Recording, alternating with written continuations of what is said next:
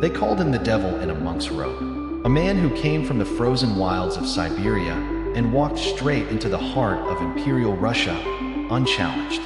No title, no army, no bloodline, just a stare that pierced the soul and a voice that whispered like sin. Grigori Rasputin was filthy, unwashed, and drunk most of the time. And yet, the most powerful woman in Russia clung to his every word. It began with blood. The Tsarevich, Alexei, heir to the Russian throne, was dying of hemophilia, bleeding endlessly from a cut doctors couldn't stop. And in a moment of desperation, Empress Alexandra summoned the peasant mystic whispered about in hushed tones. Rasputin walked in. He looked into the child's eyes. Then, without touching him, he whispered a prayer and left. The boy lived. From that moment on, Rasputin was no longer a man. He was a savior, a healer, a divine gift sent to protect the Romanov bloodline. But it was never about healing. It was about power.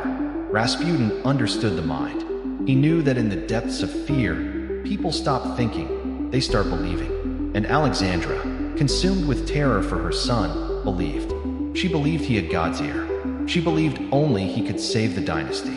So she handed him the keys to the empire behind closed doors. Ministers were dismissed, generals replaced, policies dictated not from the throne, but from the foul-smelling mouth of a peasant in a velvet robe. He didn't just control Alexandra. He humiliated the entire court. He bathed in their outrage, called them sinners, spoke of God, then partied with prostitutes by night, claiming sin was the path to salvation. That was his brilliance, the contradiction, the mystery. He blurred the lines between holiness and madness, between prophet and pervert. Because when people can't categorize you, they fear you. And when they fear you, they obey. He whispered prophecies, predicted deaths, and warned of doom if he were killed. He painted a future soaked in blood and collapse if the empire ever turned against him.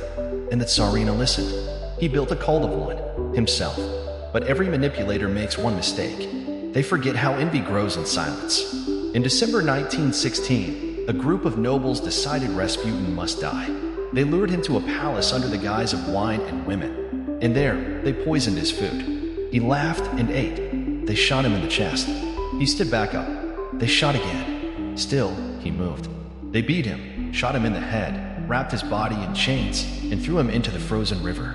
When they found the corpse, his arms were raised, frozen in a final attempt to claw through the ice. But by then, it was too late.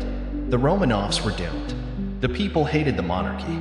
They blamed Rasputin for everything: war, famine, corruption. The prophecy fulfilled itself. Months later, the Tsar was forced to abdicate. The royal family was imprisoned, and eventually executed. Rasputin was dead, but his shadow lived on, not in miracles, not in magic, but in his mastery of the human mind. He didn't cast spells. He simply understood fear, desperation, guilt, and the hunger for divine meaning in chaos. And in that, he showed the world a terrifying truth. You don't need a throne to rule an empire. You just need the right mind to kneel.